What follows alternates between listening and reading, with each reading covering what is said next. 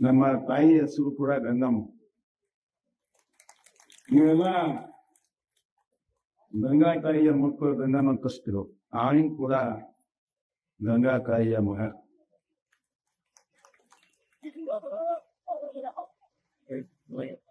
ನಾನು 2 ವರ್ಷ ಮುಖ್ಯಮಂತ್ರಿ ಆದಾಗ ನಾನು ಮಂತ್ರಿ ಆಗ್ತೇನೆ ತಿಳ್ಕೊಂಡಿದ್ದಿಲ್ಲ.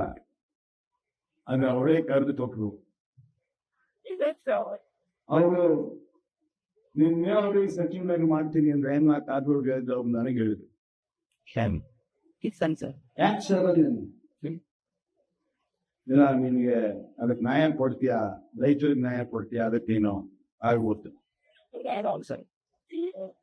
ಅವತ್ತು ಇಡೀ ದಿವಸ ನಾನು ಬೇರೆ ಬೇರೆ ಕೆಲಸದಲ್ಲಿದ್ದೆ. ರಾತ್ರಿ ಮನೆಗೆ ಹೋಗಿ ಒಬ್ಬನೇ ಕೂತು ಮನ್ಕೊಳ್ಳುವಾಗ ನನ್ನ ಕಣ್ಣಲ್ಲಿ ನೀರು ಬಂದು ಯೋಗ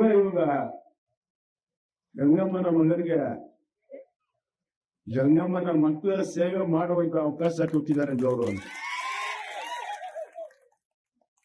ಇದೆಲ್ಲ ಯಾಕಂತೇನೆ ಒಂದು ಭಾವನಾತ್ಮಕವಾಗಿರುವಂತಹ ಸಂಬಂಧ. ರೈತರು, ಭೂಮಿ, ನೀರು,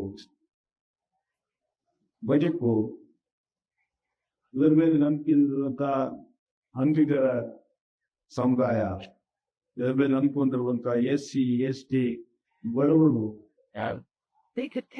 ಇವರ ಬಗ್ಗೆ ನಮಗೆ ಭಾವನಾತ್ಮಕವಾಗಿ ಸಂಬಂಧ ಇರೋದನ್ನ ಕೆಲಸ ಮಾಡಕ್ಕೆ ಸಾಧ್ಯ ಇಲ್ಲ. ವಾಸ್ತವಕ್ಕಾಗಿ ಕೆಲಸ ಮಾಡ್ತಿದ್ದಾರೆ.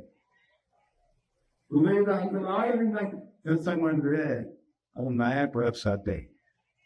ನಿಮ್ಗೆ ಈಗ ನ್ಯಾಯ ಬೇಕಾಗಿದೆ, ವರ್ಗೀಕರಣದಲ್ಲಿ ನಿಮಗೆ ನ್ಯಾಯ ಬೇಕಾಗಿದೆ.